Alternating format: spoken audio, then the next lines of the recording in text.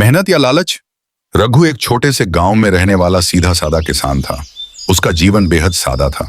सुबह खेतों में काम, दोपहर को एक वक्त की रोटी और रात को बच्चों को कहानियां सुनाते हुए नींद। रघु पढ़ा लिखा नहीं था, लेकिन उसे मेहनत में यकीन था। गांव में लोग उसका मजाक उड़ाते थे। दिन रात खेत जोतता है, फिर भी ढंग से कपड़े नहीं पहनता। पर रघु के पास एक चीज थी जो बहुतों के पास नहीं थी, धैर्य और ईमानदारी। वो मानता था कि भगवान देर से देता है, मगर देता जरूर है।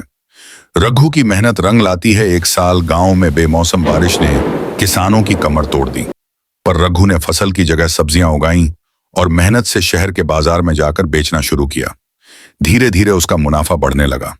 2 साल के अंदर उसने एक छोटी सी गाड़ी ले ली, जिससे वो माल लाता ले जाता। गांव के लोग अब उसकी तारीफ करने लगे। रघु अब अमीर होता जा रहा है, देखो मेहनत रंग लाई। रघु फिर भी जमीन से जुड़ा रहा, उसी मिट्टी की तरह जिसमें उसने बीज बोए थे। एक दिन शहर के बाजार में उसकी मुलाकात एक चमकदार कपड़े पहने आदमी से हुई। नाम था विक्रांत। वो एक तेज तर्रार व्यापारी था।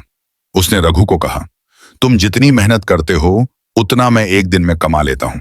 सिर्फ एक बार मुझसे साझेदारी करो, फिर तुम्हें खेत में कीचड़ में नहीं घुसना पड़ेगा। बाय बादक। रघु हंसा और बोला, मुझे अपने खेतों से मोहब्बत है। पर विक्रांत ने धीरे धीरे लालच के बीज बो दिए। अगर सिर्फ मेहनत से अमीर बना जा सकता तो सारे किसान बादशाह होते। रघु रात भर सोचता रहा। अगले हफ्ते उसने विक्रांत के साथ एक डील साइन कर दी। अब रघु का काम केवल पैसा लगाना था। कारोबार विक्रांत संभालता।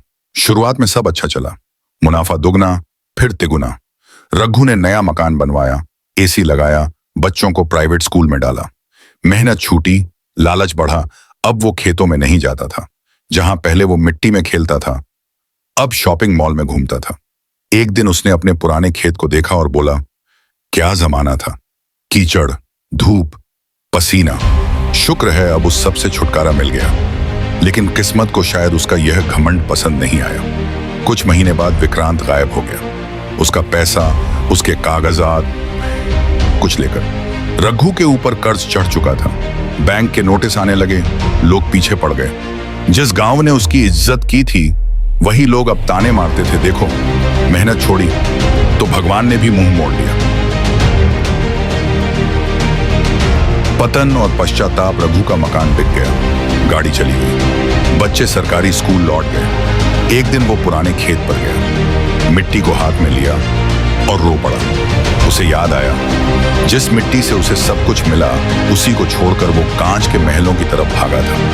लेकिन कांच टूट गया और अब वो वापस वहीं था, जमीन पर इस बार वो टूटा नहीं। उसने फिर से बीज बोए, हल उठाया और धीरे धीरे अपने पुराने रास्ते पर लौटने लगा। लोग हैरान थे, इतनी बर्बादी के बाद भी हिम्मत कैसे। रघु मुस्कुराया और बोला, मेहनत की रोटी फिर से मिल रही है। अब लालच की मिठाई नहीं चाहिए।